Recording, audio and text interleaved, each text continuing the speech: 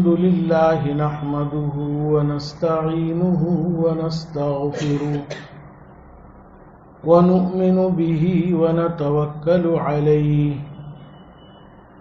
ونعوذ بالله من شرور أنفسنا ومن سيئات أعمالنا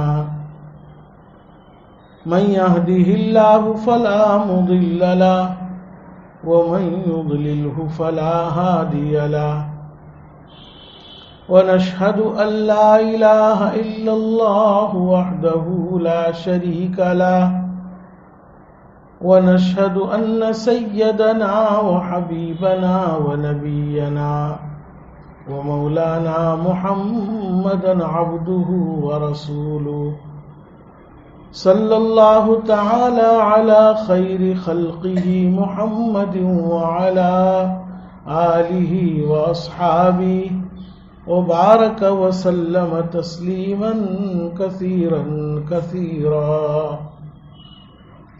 أما بعد فأعوذ بالله من الشيطان الرجيم بسم الله الرحمن الرحيم وسارعوا إلى مغفرة من ربكم وجنة عرضها السماوات والأرض أعدت للمتقين الذين ينفقون في السراء والضراء والكاظمين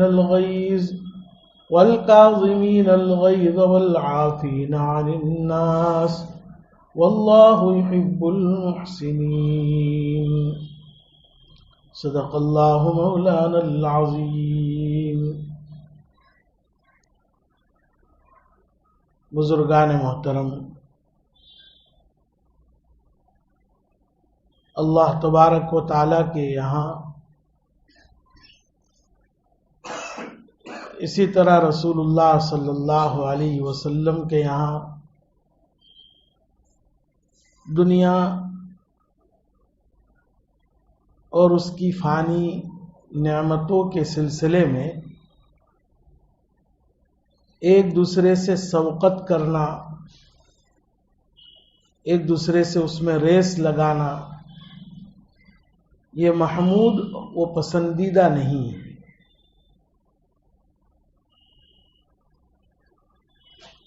بس اسی فکر میں انسان رہے کہ فلاں کے پاس ایک مکان ہے تو میرے 2 مکان ہو جاوے، فلاں کے پاس ایک گاڑی ہے تو میری 2 گاڑی ہو جاوے، فلاں کے پاس ایک فیکٹری ہے تو میری 2 فیکٹری ہو جاوے۔ یہ جو جذبہ ہے دنیا کے اسباب اور دنیا کی فانی چیزوں کے سلسلے میں ایک دوسرے سے آگے بڑھنے کا، تو یہ پسند نہیں کیا گیا ہے۔ اس کے بالمقابل آخرت کی جو نعمتیں ہیں اور جنت میں اہل ایمان کو ملنے والی ہے، تو آخرت کی جنت کی نعمتوں کی طرف، اللہ تعالیٰ کی مغفرت اور رحمت کی طرف ایک دوسرے سے سبقت کرنے اور ایک دوسرے سے ریس لگانے کو پسند ہی نہیں کیا گیا، بلکہ اس کا حکم دیا گیا۔ اللہ تعالیٰ کا ارشاد ہے وَفِي ذَلِكَ فَلْيَتَنَافَسِ الْمُتَنَافِسُونَ۔ اس سے پہلے جنت کی نعمتوں کا تذکرہ ہوا اور کہا جا رہا ہے کہ ان جیسی نعمتوں میں آگے بڑھنے والوں کو ایک دوسرے سے آگے بڑھنا چاہیے۔ اور یہ سورہ آل عمران کی آیت تلاوت کی، اس میں بھی اللہ تبارک و تعالیٰ کا ارشاد ہے اور حکم ہے کہ دوڑو، ایک دوسرے سے آگے بڑھنے کی کوشش کرو تمہارے رب کی مغفرت کی طرف اور ایسی جنت کی طرف کہ جس کی چوڑائی آسمانوں اور زمین کے برابر ہے، جو تیار کی گئی ہے متقین کے لیے، پرہیزگاروں کے لیے۔ تو یہاں تو کہا جا رہا ہے کہ مغفرت کی طرف اور جنت کی طرف ایک دوسرے سے آگے بڑھنے کی کوشش کرو۔ اگر ہمارا کوئی بھائی، ہمارا کوئی ساتھی 5 وقتہ نمازی ہے تو ہمیں اس بات کی کوشش ہونی چاہیے کہ ہم نوافل میں اس سے آگے بڑھ جائے۔ میں چاش پڑھوں، اشراق پڑھوں، اوابین پڑھوں، تہجد کا اہتمام کروں۔ اگر ہمارا کوئی بھائی معلوم ہے کہ اللہ کے راستے میں اتنا صدقہ کرتا ہے تو یہ تمنا ہو کہ میں اس سے زیادہ صدقہ کروں اور اس پر عمل بھی کرے. غرض کے نیکیوں کے کاموں میں جو اللہ تعالیٰ کی مغفرت اور رحمت کو واجب کرنے والی ہوتی ہے اس کی طرف سبقت کرنے کا اللہ تبارک و تعالیٰ نے حکم دیا ہے.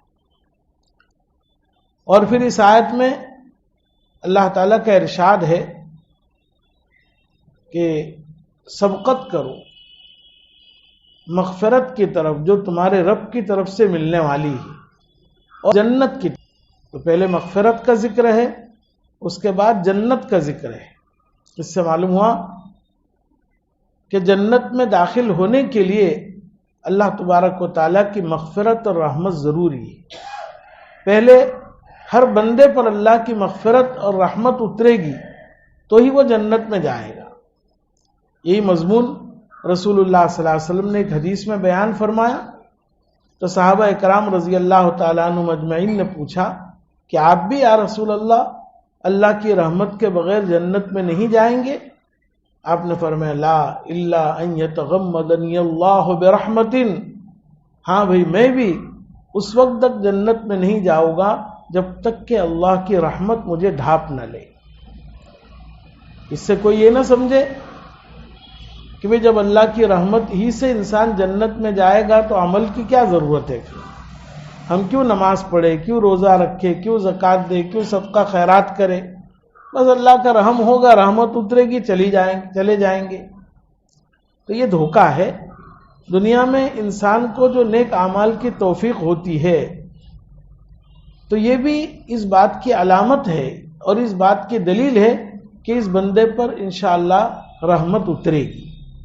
تو ان اعمال کا اہتمام، اللہ کے احکام کی بجا آوری، گناہوں سے بچنے کا اہتمام خود دلیل ہے اس بات کی کہ اللہ کی رحمت ہم کو ڈھانپ رہی ہے، اللہ کی رحمت قریب ہے اور یہی رحمت پھر ہمیں جنت میں لے جائے گی. اس لیے اس کا کوئی غلط مطلب نہ سمجھے کہ بھئی رحمت ہی سے جب جنت میں جائے گا آدمی تو عمل کی کیا ضرورت ہے. پھر اللہ تعالیٰ کا ارشاد ہے کہ ایسی جنت کی طرف سبقت کرو جس کی چوڑائی آسمانوں اور زمین کے برابر ہے. جنت کی چوڑائی آسمان اور زمین کی چوڑائی سے بھی بہت زیادہ ہے. جنت میں سب سے اخیر میں جو شخص جائے گا اس کو بھی مسلم شریف کی روایت میں ہے کہ اس دنیا کے مقابلے میں 10 گنا بڑی جنت دی جائے. تو پھر اس آیت میں ایسا کیوں کہا گیا کہ آسمان اور زمین کی چوڑائی کے برابر ہے جنت کی چوڑائی؟ تو اصل میں ہمارے سمجھانے کے لیے یہ بات کہی گئی ہے. دنیا میں انسان کی نگاہ میں اور دل میں سب سے زیادہ چوڑائی اور لمبائی اگر کسی چیز کی اس کے سمجھ میں آ سکتی ہے تو یہ آسمانوں اور زمین کے درمیان کی چوڑائی اور لمبائی سمجھ میں آ سکتی ہے. اس سے زیادہ کی لمبائی اور چوڑائی کا آدمی تصور نہیں کر سکتا ہے. جیسے ایک بچہ اپنی ماں کے پیٹ میں ہوتا ہے تو اس کے ذہن میں اور اس کی سمجھ میں اتنی بات ہوگی کہ کائنات کی لمبائی چوڑائی اتنی ہے، بس اس سے زیادہ نہیں. لیکن جب وہ اس دنیا میں آتا ہے تو اسے احساس ہوتا ہے کہ اوہو ماں کی پیٹ کے مقابلے میں تو کوئی لاکھوں کروڑوں گنا یہ دنیا وسیع اور طویل ہے، لمبی اور چوڑی. ایسے ہی جنت کی دنیا تو بہت زیادہ لمبی چوڑی ہے لیکن ہمارے وہ یہاں سمجھ میں نہیں آ سکتی. اس لیے ہمارے سمجھانے کے لیے کہا گیا کہ آسمان اور زمین کی چوڑائی کے برابر جنت ہے، اس کی طرف تم سبقت کرو. اور علامہ محمود آلوسی رحمۃ اللہ علیہ نے تفسیر روح المعانی میں بعض علماء سے عرض کا ترجمہ نقل کیا سمن کہ دوڑو اللہ کی مغفرت اور جنت کی طرف جس کا سمن، جس کی قیمت آسمانوں اور زمین بھر کر کے ہو سکتی ہے. یعنی اگر تصور کیا جائے تو آسمان اور زمین بھر کے سونا چاندی مال دولت ہو اس سے بھی جنت خریدی نہیں جا سکتی، اتنی زیادہ قیمت ہے جنت کی. بہرحال اللہ تعالیٰ نے یہ حکم دیا کہ تم دوڑو، ایک دوسرے سے سبقت کرو، ریس لگاؤ مغفرت اور جنت کی طرف جس کی چوڑائی یا جس کی سمن آسمان اور زمین کے برابر ہے. تو یہ کس کے لیے بنائی گئی؟ اعدت للمتقین، اللہ تعالیٰ فرماتے یہ تیار کی گئی ہے متقیوں کے لیے، پرہیزگاروں کے لیے۔ کس کو کہتے ہیں متقی؟ تقویٰ کے 5 درجات علماء نے بتلائے۔ سب سے پہلا درجہ جو ادنا درجہ ہے، جس کے اوپر انسان کی نجات موقوف ہے کہ وہ جہنم سے بچے گا اور جنت میں کسی نہ کسی وقت داخل ہوگا، وہ سب سے پہلا درجہ تقویٰ کے معنی آتے اپنے آپ کو بچانا۔ تو پہلا درجہ اور ادنا درجہ یہ کہ انسان اپنے آپ کو کفر اور شرک سے بچا لے، کفر اور شرک سے بچا لے، مومن ہو جاوے، موحد ہو جاوے۔ اللہ کے رسول صلی اللہ علیہ وسلم کا ارشاد ہے من مات ولم یشرک باللہ دخل الجنہ، جو آدمی اس حال میں مرا کہ اس نے کبھی بھی اللہ کے ساتھ کسی کو اس کی عبادت یا ذات و صفات میں شریک نہیں ٹھہرایا، وہ جنت میں جائے گا، کبھی نہ کبھی جائے گا۔ تو پہلا درجہ کہ کفر اور شرک سے آدمی اپنے آپ کو بچائے۔ ایسے متقیوں کے لیے، ایسے ایمان والوں کے لیے جنت تیار کی گئی۔ دوسرا درجہ کہ جب ایک شخص سے ایمان لا چکا، اللہ اور اس کے رسول پر ایمان لا چکا، آخرت پر ایمان لا چکا، جنت اور جہنم کو مانتا ہے، یہ سب ایمانیات ہیں، تو اس کے بعد درجہ ہے کہ اللہ تعالیٰ نے جن چیزوں کو حرام قرار دیا ہے، رسول اللہ صلی اللہ علیہ وسلم نے جن چیزوں کو حرام قرار دیا ہے، جن کو ہم کبیرہ گناہ کہتے ہیں۔ کبیرہ گناہ ہر ایسے گناہ کو کہتے ہیں جس کے کرنے پر اللہ کا غضب اترتا ہو، یا اللہ کی لعنت ہو، یا اس پر جہنم میں جانے کی وعید ہو، ایسے گناہوں کو کبیرہ گناہ کہتے ہیں۔ احادیث میں ان کی پوری فہرست ہے، کسی میں کم کسی میں زیادہ، بہرحال بہت سارے ہیں کبیرہ گناہ۔ سب سے بڑا کبیرہ گناہ تو ہے اللہ کے ساتھ شریک ٹھہرانا، ماں باپ کی نافرمانی کرنا، زنا کرنا، چوری کرنا، پاک دامن مسلمان مرد عورت پر تہمت لگانا، سود کھانا، یتیم کا مال کھانا، اسی طرح غیبت کرنا، بہت سارے جو ہے کبیرہ گناہوں کو حدیثوں میں شمار کیا گیا ہے۔ تو دوسرا درجہ تقویٰ کا یہ ہے کہ آدمی اپنے آپ کو بڑے بڑے کبیرہ گناہوں سے بچاوے۔ اگر انسان اپنے آپ کو کبیرہ گناہوں سے بچاتا ہے، پھر کبھی اتفاق سے چھوٹے گناہ اس سے ہو جاتے ہیں تو اس کی برکت سے چھوٹے گناہ معاف ہو جاتے ہیں۔ ان تجتنبوا کبائر ما تنہون عنہ نکفر عنکم سیئاتکم، اللہ تعالیٰ کا ارشاد ہے کہ اگر تم اپنے آپ کو بڑے بڑے گناہوں سے بچانے کا اہتمام کرو گے تو جو سیئات ہیں، لغزشیں ہیں، چھوٹی چھوٹی کوتاہیاں ہیں، اس کو ہم معاف کر دیں گے۔ تو دوسرا درجہ ہوا کبیرہ گناہوں سے بچنا، اور تیسرا درجہ تقویٰ کا کہ صغیرہ گناہوں سے بھی اپنے آپ کو بچائے۔ صغیرہ گناہ عام طور پر ان گناہوں کو کہتے ہیں جو نیکیوں سے معاف ہو جاتے ہیں۔ اچانک کسی نامحرم پر نظر پڑ گئی تو دیکھنا ارادے سے بھی صغیرہ گناہ ہے، تو اب نماز پڑھ لی آدمی نے، وضو کر لیا، تلاوت کر لی، صدقہ کر دیا، تو اس سے صغیرہ گناہ معاف ہو جاتے ہیں۔ ان الحسنات یذہبن السیئات، اللہ تعالیٰ فرماتے ہیں حسنات چھوٹے چھوٹے گناہوں کو معاف کر دیتے، اور کبیرہ گناہ توبہ کے بغیر معاف نہیں ہوتا ہے۔ توبہ میں 2 چیزیں ضروری ہے کہ جو گناہ کیا ہے یا جس میں مشغول ہے اس پر نادم ہو، شرمندہ ہو، آنسو بہائے، دل کے اندر اس کے رنجش ہو، غم ہو کہ میں نے کیا کر لیا، اور پھر آئندہ نہ کرنے کا پختہ ارادہ کرے کہ اللہ اب یہ گناہ کبھی نہیں کروں گا، کبھی اس کے قریب نہیں جاؤں گا، اس سے کبیرہ گناہ معاف ہوتا ہے۔ تیسرا درجہ تقویٰ کا کیا ہوا؟ صغائر سے بھی اپنے آپ کو بچائے، اور فرمایا گیا کہ جو آدمی صغیرہ گناہ پر اصرار کرتا ہے وہ بھی کبیرہ بن جاتا ہے۔ ایک آدمی کی عادت یہ ہے نامحرموں کی طرف دیکھنے کی، چھوٹتی نہیں ہے، چھوڑتا نہیں ہے، تو یہ چاہے 1-2 مرتبہ میں تو صغیرہ ہوگا، لیکن بار بار اس کی عادت بنا لینا یہ بھی کبیرہ ہو جاتا ہے، یہ بھی بڑے گناہوں میں شمار ہو جاتا ہے۔ اور تیسرا درجہ، بہت ساری چیزیں ایسی ہوتی ہے جو مکروہ ہوتی ہے، مکروہ تنزیہی، خلاف ادب، خلاف اولا، ان کا کرنا اچھا نہیں ہے، تو اس کو بھی چھوڑ دے آدمی۔ جو ادب کے خلاف ہے اور جو مکروہ تنزیہ کہلاتی ہے چیزیں، اس کو بھی نہ کرے، اس کے بھی قریب نہ جائے۔ اللہ کے جو مقرب بندے ہوتے ہیں وہ اس کا اہتمام کرتے ہیں۔ ایسی سنتیں جو موقدہ نہیں ہے، غیر موقدہ ہے، اس کا بھی اہتمام کرے آدمی اور اس کو بھی ترک نہ کرے۔ بیت الخلاء میں آدمی جاتا ہے، ادب بتلایا گیا، طریقہ بتلایا گیا، سنت بتلائی گئی کہ بائیں پیر سے جائے اندر۔ اب کوئی آدمی دایاں پیر داخل کرتا ہے تو یہ تو نہیں کہیں گے کہ اس نے بہت بڑا گناہ کر لیا، لیکن ایک مکروہ کام کیا، ناپسندیدہ کام کیا، تو اس کا بھی اہتمام ہو کہ میں اپنی زندگی میں مکروہ کاموں سے بھی اپنے آپ کو بچاؤں۔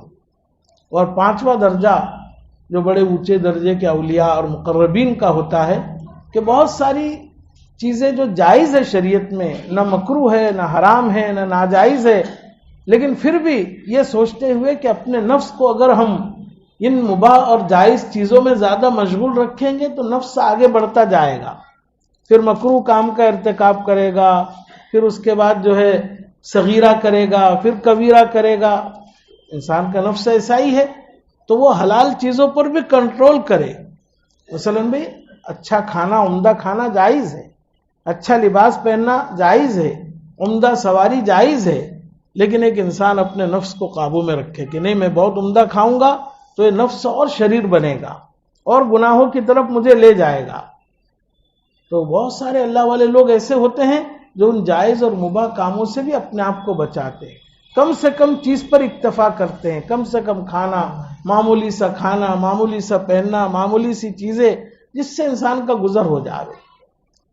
تو بہرحال یہ جنت تیار کی گئی ہے ان لوگوں کے لیے جو متقی ہوتے ہیں، اور متقی کی 5 صورتیں میں نے بتلائی، تقویٰ کی 5 صورتیں۔ سب سے پہلا درجہ کہ آدمی اپنے آپ کو کفر اور شرک سے بچا لے، دوسرا درجہ حرام اور کبیرہ گناہوں سے اپنے آپ کو بچائے، تیسرا درجہ صغیرہ سے اپنے آپ کو بچائے، چوتھا درجہ مکروہ تنزیہ اور خلاف ادب چیزوں سے بھی بچائے، اور 5واں درجہ کہ بہت ساری مباح اور جائز چیزوں سے بھی اپنے آپ کو بچائے۔ پھر اس کے بعد اس آیت کے اندر اور بھی علامتیں بتلائی گئی متقیوں کی۔ اعدت للمتقین الذین ينفقون فی السراء والضراء والکاظمین الغیظ والعافین عن الناس واللہ یحب المحسنین۔ 3 صفات بتلائی گئی۔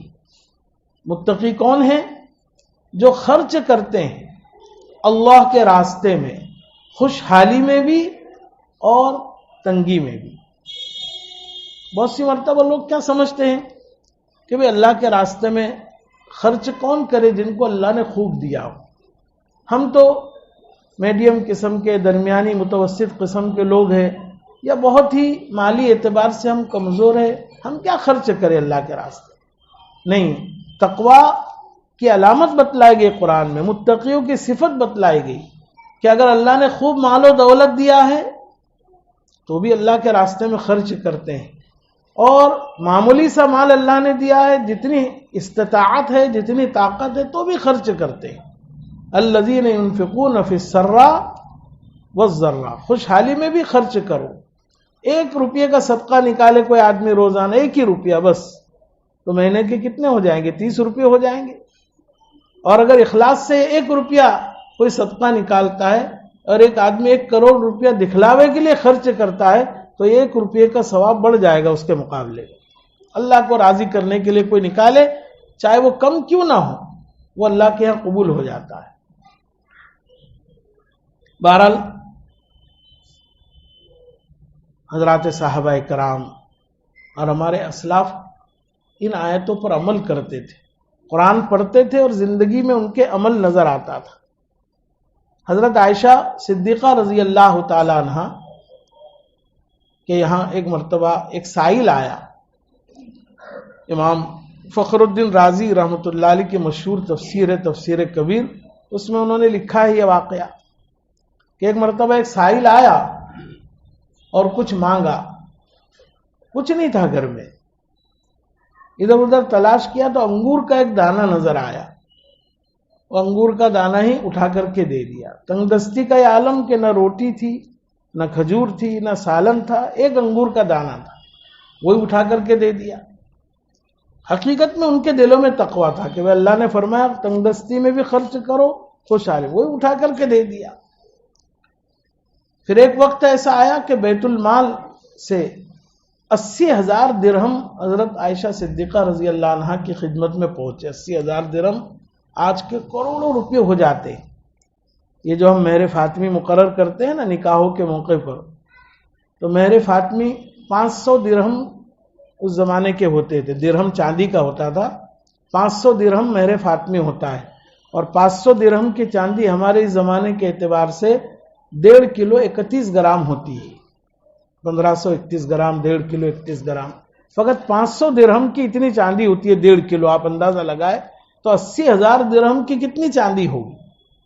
کروڑوں روپے ہوں گے، یعنی آپ حساب لگا سکتے۔ اب جب وہ آئے گھر میں تو اپنی باندی سے کہا کہ جاؤ مدینہ کے گھر گھر تقسیم کرنا شروع کر دو۔ تو باندی نے تقسیم کرنا شروع کیا اللہ کے راستے میں، ضرورت مندوں کے ہاں، مساکین کے ہاں، گھروں میں جا جا کر دینا شروع کیا۔ سورج غروب ہونے کا وقت ہوا، افطار کا وقت، تو حضرت عائشہ صدیقہ رضی اللہ تعالی عنہا نے پوچھا افطار کے لیے کچھ ہے یا نہیں، آج میرا روزہ ہے۔ تو باندی نے کہا آپ نے پہلے سے کیوں نہیں کہا؟ میں نے تو سارا مال اللہ کے راستے میں دے دیا، 1 درہم بھی باقی نہیں رکھا۔ دیکھیے خوشحالی کا یہ حال تھا کہ ایک دن میں 80,000 درہم، کروڑوں روپے کے مالک بنی، لیکن اس طرف توجہ ہی نہیں کہ میں پراپرٹی جمع کر کے رکھوں، اللہ کے راستے میں دیا۔ اور وہ فقر کا حال بھی ہے کہ 1 انگور کا دانہ تھا وہ بھی دے دیا۔ تو ہم لوگ بھی اس کی کوشش کریں کہ بھی اللہ نے جو جنت اور مغفرت کا وعدہ کیا ہے متقیوں کے لیے، ہم بھی اس میں شامل ہو جائے، گناہوں سے اپنے آپ کو بچائے، اور اللہ کے راستے میں خرچ کرنے کا ہم مزاج بناوے۔ روزانہ اپنے کاروبار میں سے گھر والوں کو کہے کہ بھی کچھ نہ کچھ صدقہ نکالا کرے، روز کا ایک معمول بنا لے۔ ہمارے اکابرین اس کا بڑا اہتمام کرتے تھے۔ حضرت حکیم الامت تھانوی رحمۃ اللہ علیہ روزانہ جو ہے اپنے مال میں سے 5واں حصہ صدقے میں نکالا کرتے تھے۔ حضرت مفتی محمد شفیع صاحب رحمۃ اللہ علیہ، ان کی ایک چھوٹا سا کتب خانہ تھا، اس کی جو آمدنی آتی تھی تو اس میں سے 20واں حصہ نکالتے تھے، 1 روپے میں سے 5 روپیہ روزانہ، اور اگر کوئی ہدیہ آ جاتا بغیر محنت کے آ جاتا تو اس میں سے 10واں نکالتے، اور اس کا اتنا اہتمام کرتے تھے کہ جس وقت دن پورا ہوا اسی وقت وہ 5واں 10واں 20واں نکال دیتے۔ اگر چھوٹے نہ ہوتے تو یہ نہیں کہ کل دے دیں گے، کہا بھائی نفس کا ٹھکانہ نہیں، آج دینے تیار ہے، کل مانتا ہے یا نہیں مانتا ہے، اسی وقت چھوٹے کر کے تقسیم کر دیتے تھے۔ تو اللہ کے راستے میں جو خرچ کرتے خوشحالی میں بھی اور تنگ دستی میں بھی۔ اور دوسری صفت بتلائی متقیوں کی، والکاظمین الغیظ، غصے کو پی جاتے۔ یہ غصہ بہت خطرناک چیز ہے۔ ہمارے گھروں میں، ہمارے محلوں میں، ہمارے معاشرے میں آپسی جو اختلافات اور تعلقات میں جو خرابی ہوتی ہے، اس کی وجہ یہ ہے کہ غصے ہوتے ہیں اور اس کے تقاضے پر عمل کرتے ہیں۔ جی میں غصہ آیا، گالی دینا ہے، دے دیا گالی، بس پھر اس کا نتیجہ کیا ہوگا وہ نہیں سوچتے ہیں۔ وہی غصہ جو ہے پھر آپس میں لڑائی جھگڑے، قتل قتال، قطع تعلق پر انسان کو مجبور کر دیتا ہے۔ میاں بیوی میں طلاق کے واقعات عموماً یہ غصے کی وجہ سے ہوتے ہیں۔ اللہ کے رسول صلی اللہ علیہ وسلم سے ایک صحابی نے نصیحت چاہی، نصیحت کیجئے، آپ نے فرمایا لا تغضب، غصے مت ہونا۔ دوسری مرتبہ انہوں نے عرض کیا کوئی نصیحت کیجئے، آپ نے فرمایا لا تغضب۔ تیسری مرتبہ پھر وہی نصیحت کی لا تغضب، 3 دفعہ وہی بات دہرائی آپ نے۔ ابو داؤد شریف میں روایت ہے، حضور اکرم صلی اللہ علیہ وسلم نے صحابہ سے پوچھا کہ پہلوان کون ہے؟ صحابہ نے عرض کیا جس کو لوگ پچھاڑ نہ سکے، جو غالب رہے، کوئی کبھی شکست نہ کھائے۔ فرمایا نہیں، وہ پہلوان نہیں ہے، حقیقی پہلوان تو وہ ہے کہ جب اس کو غصہ آوے کسی بات پر تو اس غصے کو پی جاوے اور اس کو نافذ نہ کرے، اس کو جاری نہ کرے۔ دل میں غصہ آ رہا ہے گالی دینے کا، نہ دے۔ دل میں غصہ آیا بیوی کو مارو، لیکن پی لے غصہ، نہ مارے اس کو۔ دل میں غصہ آیا برا بھلا کہو، نہ کہے، آدمی ٹھنڈا کر لے غصے کو۔ یہ ہے متقیوں کی صفات، اللہ کے راستے میں خرچ کرنے کا مزاج، غصے کو پینا، والعافین عن الناس، اور لوگوں سے جو تکلیفیں پہنچتی ہے، گھر والوں سے، پڑوسیوں سے، دوستوں سے، اس کا انتقام مت لو۔ انتقام لینا بھی جائز ہے، جتنی تکلیف پہنچائی اتنا آپ پہنچاؤ، اس سے زیادہ نہیں، لیکن بہتر اور افضل یہ ہے، انبیاء کا طریقہ ہے کہ وہ معاف کر دیتے، درگزر کر دیتے. اور فرمایا حدیث میں حضور صلی اللہ علیہ وسلم نے کہ معاف کرنے سے انسان کی عزت ہی بڑھتی ہے، کوئی ناک کٹتی نہیں ہے. لوگ سمجھتے اس نے گالی دی اور میں نہ دوں تو میری ناک کٹ جائے گی، ذلتی ہو جائے گی کہ تو نے کچھ کیا ہی نہیں اس کا. نہیں، ایسی بات نہیں. اللہ کے رسول فرما رہے جو معاف کرے گا اس کی عزت بڑھے گی. تو یہ جو صفات ہے ضرورت ہے کہ ہم اپنی زندگی میں اس کو اپنائیں، اور اپنائیں گے تو اللہ کی ذات سے امید ہے اللہ ہمیں متقین میں شمار کر کے اپنی رحمت اور جنت عطا فرمائے گا. اللہ تعالی ہمیں عمل کی توفیق عطا فرمائے. وآخر دعوانا الحمدللہ رب العالمین.